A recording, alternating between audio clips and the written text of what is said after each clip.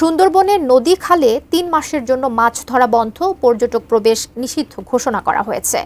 ১ June থেকে ৩১ August পর্যন্ত ৩ মাস এই নিষেধাজ্ঞা বহাল থাকবে বলে জানিয়েছে বন বিভাগ।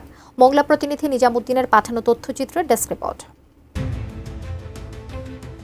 বিশ্ব ঐতিহ্য সুন্দরবনের মাছ ও বন্যপ্রাণীর বংশবৃদ্ধি, বিচরণ ও প্রজনন কার্যক্রমের সুরক্ষায় ইন্টিগ্রেটেড রিসোর্সেস ম্যানেজমেন্ট প্ল্যানিং এর সুপারিশ অনুযায়ী প্রতি বছর ১ জুলাই থেকে ৩১ আগস্ট পর্যন্ত সুন্দরবনের নদী ও খালে মাছ আহরণ বন্ধ থাকে। ২০১৯ সাল থেকে এই কার্যক্রম চালু হয়েছে।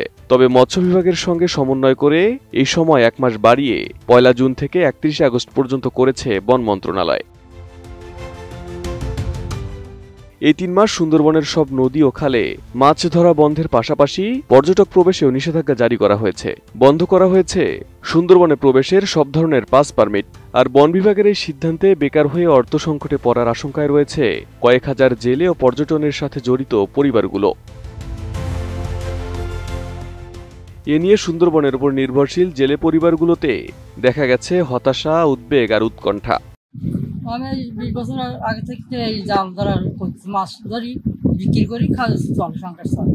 এবং এরপর তো আমরা যে সময় বন্ধ হয়ে যায়, ৩ মাস সময় বন্ধ আসে, সেই সময় আমরা চলতে খুব কষ্ট হয়, জোন খাটিয়ে চলতে হয়। কিন্তু মাছের পরে আমরা নির্ভর করি, মাছ না থাকলে আমাকে তো জোন ধরে চলতে হয়, খুব কষ্ট হয়, দিনাদায়ী করে খাটি হয়।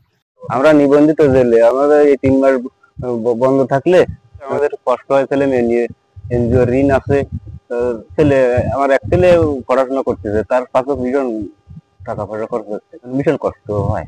সুন্দরবন নদ নদীর ভিতর আমাকে জীবন জীবিকা চলে, তাতে ৩ মাস যদি বন্ধ থাকে আমাকে চলতে ফিরতে খুব অসুবিধা হয়ে পড়ে, দেনাদায়ক হয়ে যায়। সেই ৩ মাস পর আমাকে সেই মাছ ধরার পর সেই দেনাদায়ক শোধ করতে হয়, খুব কষ্ট হয়ে পড়ে আমাকে। ৩ মাসের জন্য সরকার নিষিদ্ধ করছে, আমাদের পরিবার নিয়ে খুব চলার জন্য কষ্ট। এই ছোটোখাটো ট্যুরের ব্যবসা করি, এটা বন্ধ হয়ে যেতে আছে, আমাদের বাল বাচ্চা নিয়ে চলার জন্য খুবই কষ্ট। সরকারের কাছে অনুরোধ যেন এটা খুলে দেওয়া হয়। ব্রেকফাস্ট, টিফিন কিংবা স্ন্যাক টাইমে মজাদার আয়োজন মানে অল টাইম ব্রেড।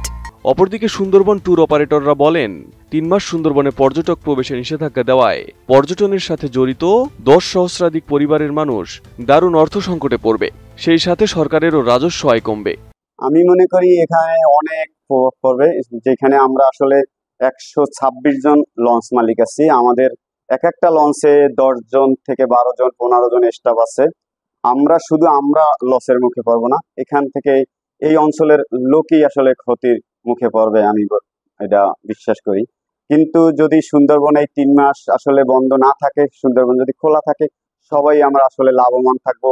আমরা স্টাফ স্যালারিটা ঠিক মতন টাইমে দিতে পারবো, ওরাও আসলে ক্ষতিগ্রস্ত থাকবে। ওরা আসলে আমাদের মুখে তো ওরাও আসলে তাকাইয়ে থাকে যে আমরা কখন বেতন দিব ওদেরকে।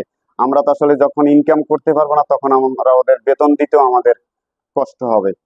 সুন্দরবনে মাছ ও বন্যপ্রাণীর বংশবৃদ্ধি, বিচরণ ও প্রজনন কার্যক্রমের সুরক্ষায় ১ জুন থেকে ৩১ আগস্ট পর্যন্ত এই ৩ মাস সুন্দরবনে মাছ ধরা ও পর্যটক প্রবেশ নিষিদ্ধ করা হয়েছে। এই সময় কেউ সুন্দরবনে প্রবেশ করতে পারবে না। জানেন যে সুন্দরবনে এই ৩ মাস বন্ধ, জুন জুলাই আগস্ট, কারণ এই যে ৩ মাস, এই ৩ মাসে প্রজনন মৌসুম, মাছ এবং অন্যান্য বন্যপ্রাণী প্রজনন হয়। এই প্রজনন মৌসুমে যদি আপনার কোনো ট্রলার বা পর্যটক ঢোকে, তখন তাদের প্রজনন ডিস্টার্ব হয়। যেমন ধরেন একটা গরুতে বাচ্চা দিচ্ছে, এই অবস্থায় যদি আপনার কেউ পিছনে ধাক্কা দেয়, তখন ওই বাচ্চাটা কিন্তু মারা যেতে পারে।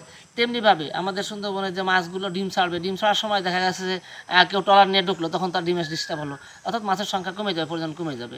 ঠিক তেমনিভাবে অন্যান্য বন্যপ্রাণীর ক্ষেত্রেও তাই এই যে ৩ মাস, এই 3 মাস সুন্দরবনের সকল ধরনের জেলে বাওয়ালি থেকে শুরু করে পর্যটক সব কিছু বন্ধ, অর্থাৎ কেউ কোনো প্রবেশ করতে পারে, ইনট্যাক্ট করে দেওয়া হয়েছে।